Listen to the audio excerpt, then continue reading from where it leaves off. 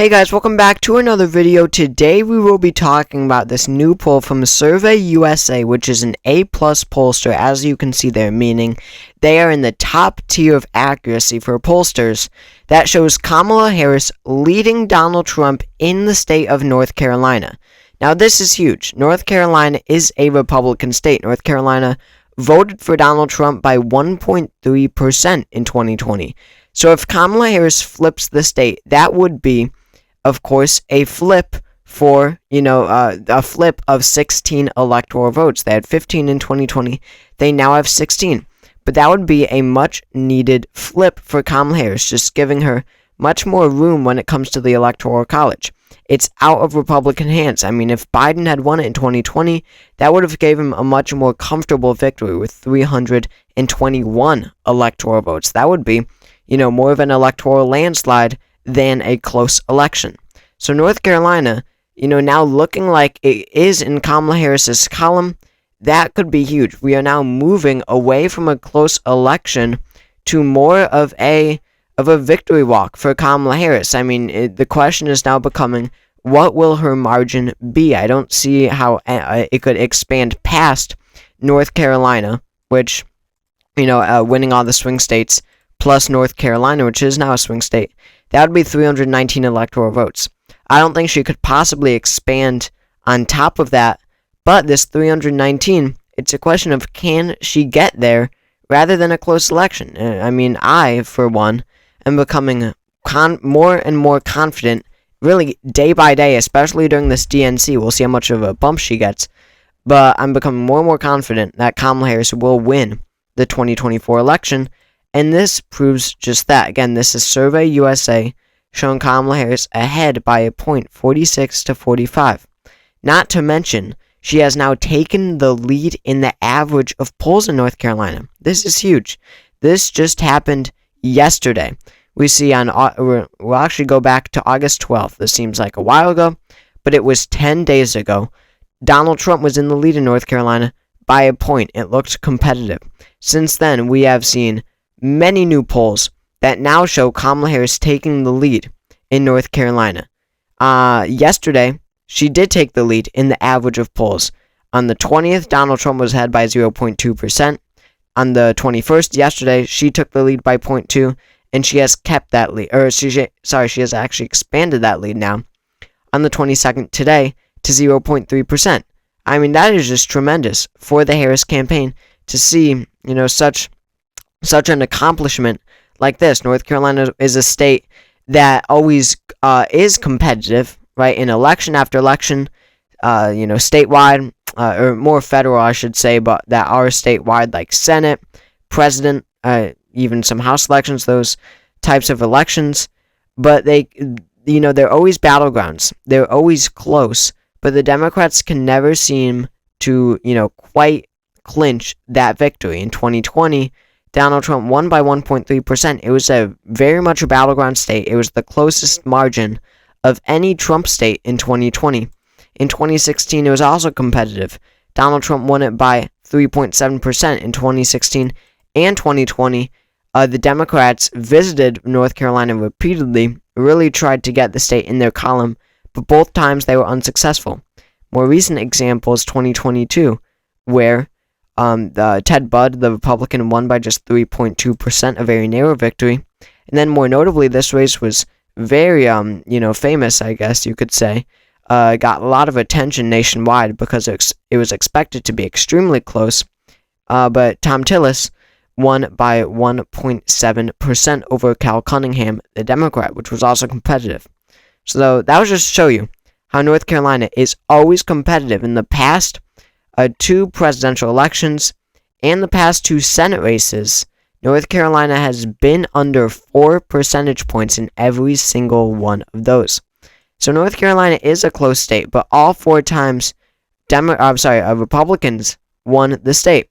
So could this finally be the time when Democrats win it? Well, that is what we are going to see. Now, again, North Carolina, Kamala Harris is now leading by 0.3%. But, of course, it's always notable to look at 2020, what we know about polling in a state from the last election cycle. Now, do I believe that the polling will be as inaccurate as it was in 2020? No, polling always changes. How inaccurate polling is in an election year, that can change. For some reason, there is a perception that Donald Trump is always underestimated in polling. He was in 2016 and he was in 2020. That's fair to say. But it's not just Donald Trump. It's the mood of the country. That is what polling overestimates, is how the country, the perception of the mood of the country. That's just the last two election cycles that the Republican Party happened to be underestimated in. But in 2022, the Democrats were underestimated. In 2012, the Democrats, Barack Obama, was underestimated. We're only looking at the past two presidential elections. This polling inaccuracy spans a lot longer than just two presidential elections. We have to look at 2022, 2018, gubernatorial elections in the off years. We can't just look at the past two elections. But still, we are in this scenario because we're looking at 2020 here. Donald Trump is once again a candidate. And what we saw was that on election day, Joe Biden led in the average of polls by 1.8%. Donald Trump ended up winning the state by 1.3%. So we'll say that Joe Biden was overestimated. Donald Trump was underestimated by some 3 percentage points. So Kamala Harris now leading by 0.3. She wants more wiggle room here. If she can, expand this to a 4-point margin, which Joe Biden was unable to do in the 2020 polling, then she's looking at a much more comfortable victory, because even if Trump is once again underestimated by the 3 points, then she still wins the state. Now, I don't think that Harris will ever get to a point where she leads by 4%. And again, I think that North Carolina will stay competitive. It's definitely even fair to say that Kamala Harris is favored to win the state. But this polling is so narrow. I don't think that Kamala Harris will be particularly underestimated in polling. It's fair to say that polling could be accurate, or Donald Trump will just barely be underestimated. But still, 0.3%, even if Trump is just a little underestimated, 0.3% is basically nothing. It would result in a Donald Trump victory. So, 0.3% is very little, but Kamala Harris does want to see more polls like this. Survey USA. This is in the margin of error, though. It's just a point. It's small. She needs to get her numbers up here if she wants to be favored in the state of North Carolina, but polling on average does indicate that she is favored. Now, why does North Carolina matter so much? Well, again, it is a red state. Republicans constantly win this election, win North Carolina in statewide elections. The only Democratic position, or the only position in North Carolina that is Democratic, I should say, is the governor's mansion. The governor of North Carolina is a popular Democrat who has been reelected, Roy Cooper. So it is possible for Democrats to win in North Carolina. But when you look at the map, it just expands everything so much. I mean, in North Carolina, if that's going to Kamala Harris, it probably indicates that Georgia is going to Kamala Harris. And, probably some others, but we're going to leave it there. I mean, if North Carolina is going for Kamala Harris, it is certain that Georgia is going for Kamala Harris. So if you've got these two states voting for Harris, you're at 258 electoral votes. For Kamala Harris's point of view, you're only 12 electoral votes away from victory. So that means that you could get just one. Michigan is probably in her column, and she already wins the election. North Carolina just opens the door so much more for Kamala Harris. Even if you give Georgia to Trump, now you've got Michigan and North Carolina. Michigan is almost certain to go to her right now. Now she's only 13 electoral votes away from victory. That could be just Pennsylvania. And with just these 3 states, she's over the top. She's over 270. It could be, you could let Donald Trump take the very critical Pennsylvania and keep Michigan, keep North Carolina. Then you could just turn to either Wisconsin and Nevada. That puts her over the top. Or you could go Arizona and Nevada. And you don't even need Wisconsin, which does look very competitive right now. And you still got victory. With North Carolina under your belt, so many more opportunities open up to get to 270. the possibility of an electoral landslide really opens up, because you've got the traditional battleground states, you've got North Carolina, you got 319, that's already solid victory. And then that means that Florida is going to be extremely close. Florida would be extremely, extremely close. And then you're officially at an electoral landslide.